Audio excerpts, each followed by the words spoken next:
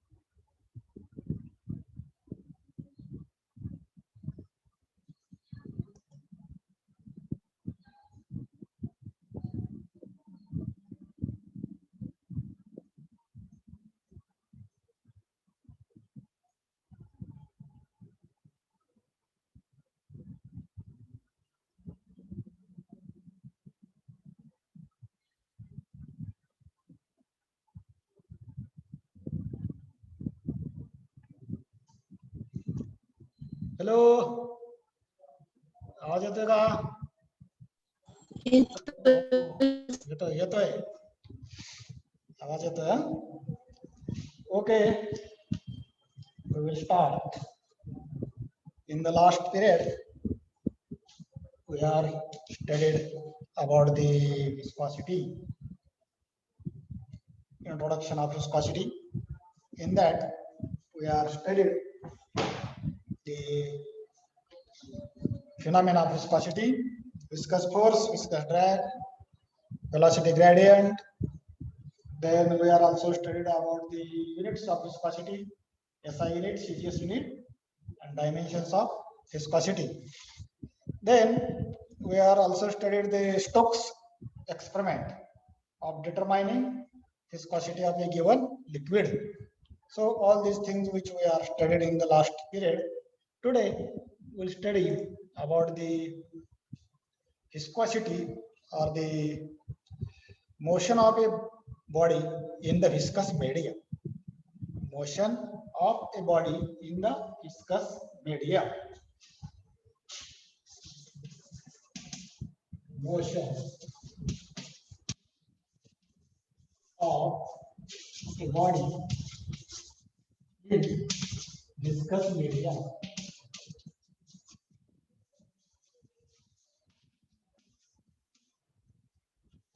Viscous medium, that is Stokes law. We have to study Stokes law.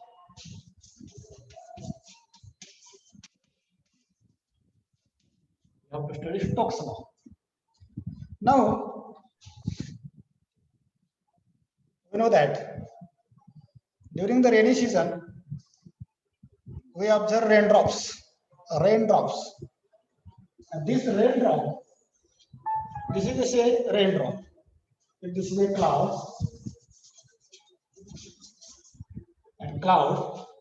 and when this raindrop release from this cloud, then it moves toward the surface of Earth. So this is the Earth surface, and this is a cloud. This is a cloud, and when a raindrop, when it releases from this cloud, it is attracted toward the Earth. That raindrop is getting attracted toward the Earth, surface of Earth. Now, when this raindrop is moving toward the surface of Earth, then air medium is there. Air medium is there. Here, air medium is there. It means this raindrop, this is a raindrop. This raindrop, which is moving through, raindrop is moving through the air medium. This is air, or this is air medium. Air medium is there, and raindrop is moving through this air medium. Then this raindrop is moving due to its weight. Due to its weight toward the surface of Earth. That is, the gravitational force is there, and due to that gravitational force, this raindrop is attracted, and this raindrop is moving toward the surface of Earth.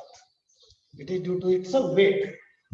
But during its motion, this air medium, which exert force on that raindrop. This force exerted by the air medium on the raindrop, that is the viscous force. It is a viscous force. And this viscous force is always equal to viscous force is equal to 6 pi beta r to p. This is the Stokes law. Whenever any body is moving through the viscous medium, the viscous force acting on a body is equal to 6 pi neta rv, where neta is here, coefficient of viscosity of that medium, r is the radius of that moving body, v is its terminal velocity. Terminal velocity in the sense, when a body is moving through that medium, that motion is due to the weight of a body, and this motion is opposed by the viscous force and also upthrust, that is the force in the upward direction. Now, when the downward force and upward force are equal, when they become exactly equal, then the moving body which acquire uniform velocity. This uniform velocity acquired by a moving body in the viscous medium, that is called terminal velocity. That is called terminal velocity. Terminal velocity is the velocity, that is the uniform velocity acquired by a body in the viscous medium. And this uniform velocity is possible only when downward motion, downward force and upward force both are equal. Both are equal, then that body is moving with uniform velocity. That is called terminal velocity. So, whenever any body is moving through the viscous medium, the viscous force acting on that body is given by 6 pi neta rv. Viscous force is given by 6 pi neta rv. This is a viscous force acting on that body when it is in motion in the viscous medium. So, here, when that body is moving through that medium, then the force or the weight of that body can be obtained. We can obtain the weight if rho is the density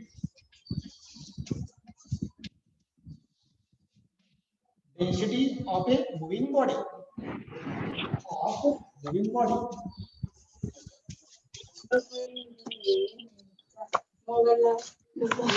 the density of a moving body.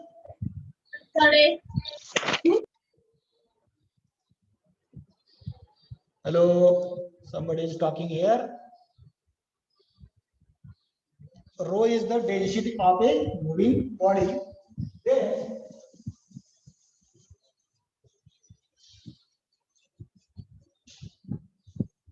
if this is a body that is moving through that medium having density rho. Rho is the density of a moving body. Radius R. Radius is R. Mass is M. M is mass of a moving body. Then we have the relation, that is density is equal to mass upon volume.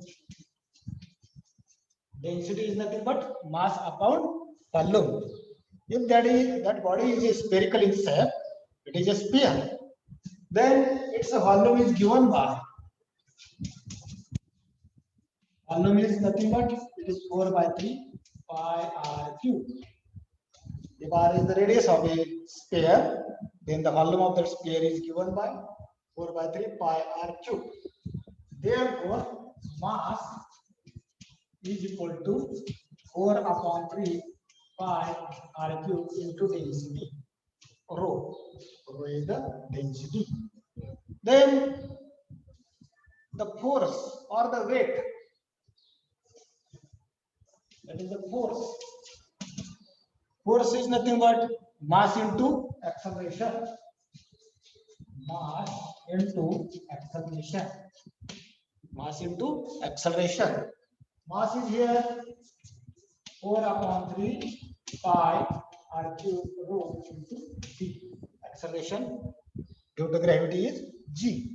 So this is the force of a moving body in the downward direction.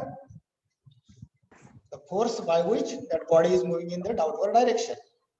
Now this body is moving with this force. This is a downward force. Means this is a body. It is moving in the downward direction with the force which is equal to 4 upon 3 pi r cube rho into g. This is a force or the weight of that body by which it is moving in the downward direction. Now, when that body is moving through the medium exerts viscous force on that body. That viscous force acting on the body which is in the opposite direction. Viscous force that is acting. Viscous force. Force due to viscosity. That is 6 pi delta r. This is the viscous force acting on that body in the opposite direction or upward direction. Then there is another force. That force which we call as an upthrust. Upthrust, that is upward force. Upthrust.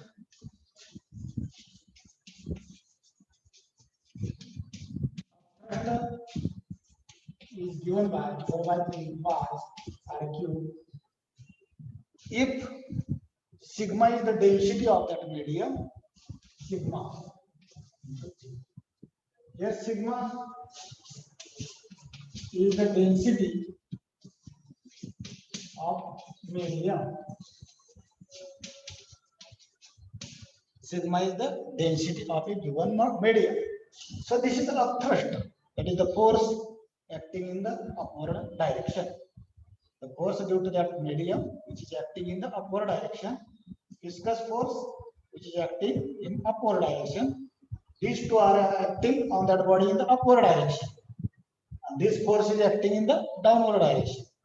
Now when this force and these two forces becomes equal, downward force and upward force, when they becomes equal, then a body acquires uniform velocity, which we call as a terminal velocity. It is called as a terminal velocity. So we can take this equation as these two forces are equal, downward force is equal to upward force. This is a downward force. This is a downward force due to its weight, that is 4 upon 3 pi r cube rho into g. This is a downward force, which is equal to viscous force plus a thruster. This is a thruster. This is a force due to its weight acting in the downward direction. This is a viscous force acting on that body due to the medium. This is a thruster. That is force acting in the upward direction due to the medium. A thruster is different than viscous force. But both these are acting in the upward direction. Both are acting in the upward direction. Then we can solve this equation. We have to solve this equation. We can write 6 pi beta r p equal to 4 upon 3 pi r cube rho g minus 4 upon 3 pi r cube minus g. This term is taken here. It is taken here. So it becomes negative here. If we change the side, it becomes negative. Now see the right hand side of this equation, in which is 4 upon 3 pi r cube rho minus sigma into g. This quantity is taken common here. 4 upon 3 pi r cube into g. It is taken common. So it will be sigma rho minus sigma. Rho is the density of the moving body and sigma is the density of the medium through which that body is moving. Okay. On the left hand side, it is 6 pi beta rb. Here pi is common on both sides. We can cancel there. R is here, r cube is here. One of the r we can cancel, and therefore beta is equal to 4 upon 6 into 3. It will be 18. Okay. It will be r square rho minus sigma into g.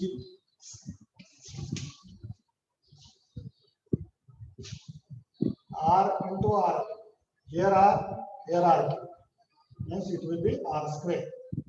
Rho minus sigma into G. This V is taken here. Here 4 upon 18, it means 2 by 9. Divide that 18 by 4, will get 2 by 9. So the equation will be meter is equal to 2 by 9, R square rho minus sigma into G upon. This is the equation for coefficient of viscosity. Coefficient of viscosity of a given liquid. So this equation is obtained for a moving body. That body is moving through the transparent viscous medium. Transparent viscous medium. And the viscosity of that liquid or medium can be obtained by using this equation. In this equation, R is the radius of that moving body, rho is the density of the moving body, sigma is the density of a given medium, V is the terminal velocity, G is the acceleration due to gravity. Now this equation is used to determine the viscosity of viscous liquid. There is one experiment, Stokes law. I have told you in the last week. What is that experiment? We are having a uniform glass tube. Glass tube is here, which is supported by this rigid support. And there is one. Here we are using funnel, and this tube is filled with liquid, viscous liquid. Filled with the viscous liquid, and this is a funnel.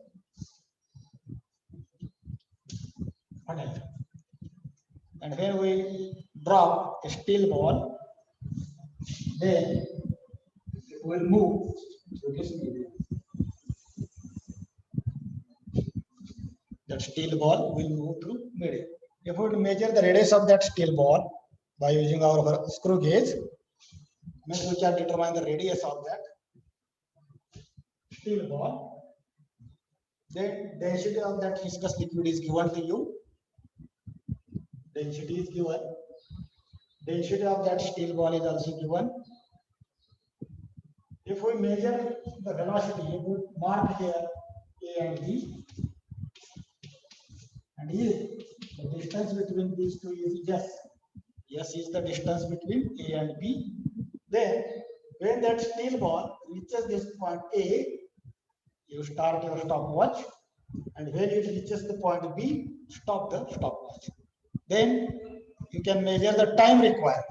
So you can find velocity is equal to distance upon time. So by using this equation, yes, that is the distance between A and B, which we can measure by meter scale, and the time required for a steel ball to cover that distance, which we can measure by using a stop clock. So if distance and time are known, we can find the terminal velocity phi. So this velocity is S upon T. So if we know the values of R, that is the radius of a steel ball, then rho, which is the density of that body, steel body, sigma is the density of the given liquid, V is the terminal velocity, G is here acceleration to the constant.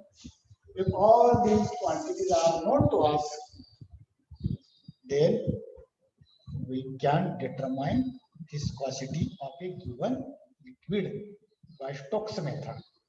So by using Stokes method, we can determine viscosity of a given transparent liquid. Transparent in the sense we are using a steel ball which is moving through this medium.